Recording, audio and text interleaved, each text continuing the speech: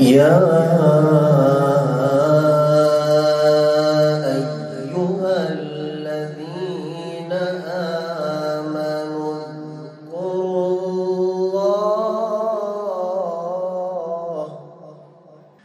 اذكروا الله ذكرا كثيرا. په وروستیو کلونو کې په کابل ښار کې د دیني زده کړو لپاره ښې اسانتیاوې رامنځته شوې دي. د کابل ښار په بېلابېلو دیني مدرسو کې د قرآن کریم د حفظ او تجوید او همدارنګه د دیني زده کړو لپاره مناسب فرصتونه رامنځته شوي دي. دا په کابل ښار کې د حضرت عمر ابن خطاب دیني مدرسه ده چې سلګونه طالب العلمانو ته د دیني زده کړو د قرآن کریم د حفظ او تجوید ښه زمینه برابره کړې ده. دا مدرسه چې دا یوم کال کې چې څنګه اسلامی دولت شو، د نجیب حکومت سقوط وکړ، زما پلار مبارک بنیانګذار د دې دی. د هغه وخت نه را په دې خوا اول پکې دارالحفاظ و، بیا وروسته چې موږ فارغ شو د حفظ نه، بیا ما خپله تجوید علم وکړ. د تجوید علم نه وروسته په هماغه کال چې ما تجوید علم هم کو، دلته مې تدریس هم کو، هم می تدریس کو هم می علم کولته. نو دا داسې یو برکتی کار شو دلته چې ډیر خلک می هم په حفظ کې وروزل او هم په علم د تجوید کې چې الحمدلله هم زنانه هم مردانه تر اوسه پورې د دې ځای نه استفاده کوي. هغه زما شاګردان دي، دا پروسه روانه شوې ده همداسې. اوس پکې زه درس نه لرم، ما الحمدلله شاګردان دي، دوی پکې درس وایي.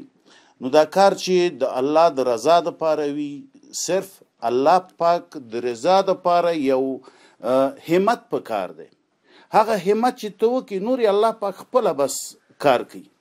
بیا په دې عرصه کې زمونږ جید شاګرد چې هغه بیا په 17 قراءاتو کې چې دا بیا د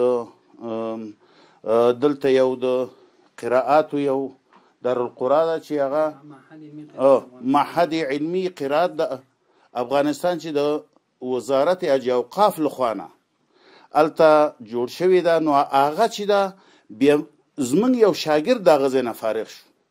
نو 17 قراءات هم دلته روان دي. فعلا د دې تدریس هم داسې روان دلته دی. داسې حافظان مونږ لرو چې هم د حافظان د قرآن کریم دي او هم ورسره د انګلیسي ژبې استادان دي. نو مونږ د ټولو نه دا خواهش لرو چې هر څوک، پیغمبر صلی الله علیه وسلم فرمایي خیرکم من تعلم القرآن وعلمه. نو په تاسو کې بهتر هغه دی چې قرآن کریم خپل زده کړي او تر نورو پورې ورسوي.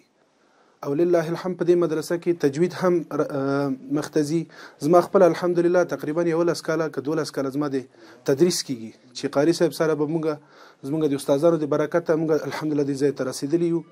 او تقریبا زما 11 کاله 12 کاله د تدریس کیږي چې حفظ او تجوید دلته الحمدلله روان دي. او لله الحمد معتبر منظومه د تجوید دلته مونږ تدریسو، لکه جمال القرآن، لکه منظومه تحفة الاطفال، لکه منظومه جزري شریف چې بهترین او معتبرترین کتابونه د تجوید دي. لله الحمد تجوید سره څنګ ته دلته دا هم تدریسیږي او ورسره کتابونه د فقه کتابونه هم الحمدلله دلته تدریسیږي. نو مونږ د ټولو نه د خواهش لرو چې هغه کسان چې خپل زمان مثلا قرآن عظیم شان ته وقفوي هغه باید ورسره قرآن څنګ ته انګلیسي هم ووایي. زمونږ الحمدلله د زیاتره شاګردان چې دي د انګلیسي استادان هم دي. دې په څنګ پورې چې حافظان دي ورسره څنګ ته انګلیسي استادان دي، څنګ ته ورسره پنتون وایي. نو موږ هم همداسې مفکوره لرو چې یو حافظ د قرآن کریم باید هم انجینري هم ډاکټري. او زه خپل الحمدلله د سیول انجینري نه فارغ یم. دلته زموږ حفظ هم دی او موږ ته ارس مبارک کتابونه وایي، دیني کتابونه، شروط صلات، خلاصه، قدري او تجوید هم موږ ته وایي. عملي تجوید هم په موږ کار کوي. زما ټولو کورنیو ته دا پیغام دی چې د خپل اولادونو د مدرسو ته ولیږي او صحیح سالم مدرسو ته ولیږي چې هلته د هغو تربیه هم وشي او هغو د درس هم مخکې لاړ شي. هو الذي يصلي عليكم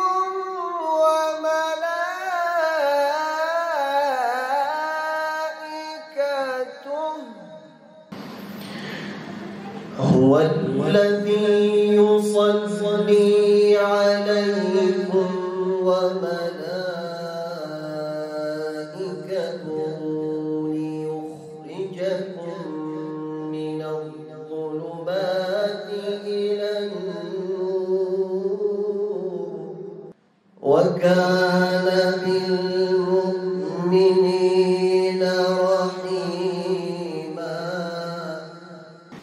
دلته خو الحمدلله شاگردان ماشاءالله دو دارالقرار ډیر ښه علمی شهرت دی په علوم القراءات العشر کې. په علوم القراءات د قرآن کریم کې نو تقریبا د تر حدود د 200-300 تنو چې د اناس و شعبم ځان ته ده او د ذکورو ځان ته ده. زه خپله تدریس د تخصص فی علم التجوید چې په هغو کې متون معتبره د علم التجوید کې تدریس کیږي لکه تحفة الاطفال چې په دو باندې ما خپله یوه شرح هم کړې ده الحمدلله چې قابل د اعتبار او تصدیق مختلف شیوخو ته ده. شرح عثمان فی تحفة الاطفال.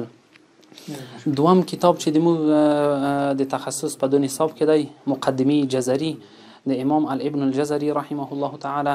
هغه دوم کتاب د موږ په تخصص فی علم التجوید کې دی چې په هغه باندې هم د ما یوه شرح شته په 3 جلدو کې انشاءالله په آینده کې به ډېر زر هغه هم تکمیله شي. او وروسته د هغو نه دریم کتاب په تخصص فی علم التجوید کې منظومه د سلسبیل الشافی د شیخ عثمان رحمه الله تعالی چې ډېر یو معتبره منظومه ده تقریبا 215 بیتونه لري. هغه په روایت د حفص عن عاصم من طریق شاطبی طریق نه ده. نو په هغو کې روایت د حفص مکمل ټول په تفصیلاتو په هغو کې ناظم رحمه الله تعالی کې شرح کړی دی تفصیل کړی. او وروسته د هغو نه هغه څوک چې استادان تربیه کوي په آینده کې دی بل چېرته تدریس کو د هغو دپاره نورې منظومې هم په تجوید کې تدریس کیږي لکه اول تصنیف چې په تجوید کې شوی منظومې خاقانیه د شیخ موسی ابن عبیدالله خاقانی رحمه الله تعالی. هغه منظومه لکه د شیخ سمنودی بعضې منظومې دي په علم تجوید کې ډېر اعتبار لري او علمي د علمیت د خلکو د استادانو دپاره. او بل وروسته د هغو نه بیا دلته د قراءات عشرې د تخصص صنفونه دي چې هغه خاص د حفاظ کرامو دپاره دي چې هغه مکمل چا حفظ کړی وي ځکه شرط همدا دی چې تخصص فی القراءات العشر ته باید روایت د حفص عن عاصم شاطبی طریقه باید ټول حفظ وي. د عشره قراءات تخصص فی القراءات العشر کې شاطبیه منظومه چې د 7 قراءات ده هغه کې تدریس کی په اجرای علمی او عملی.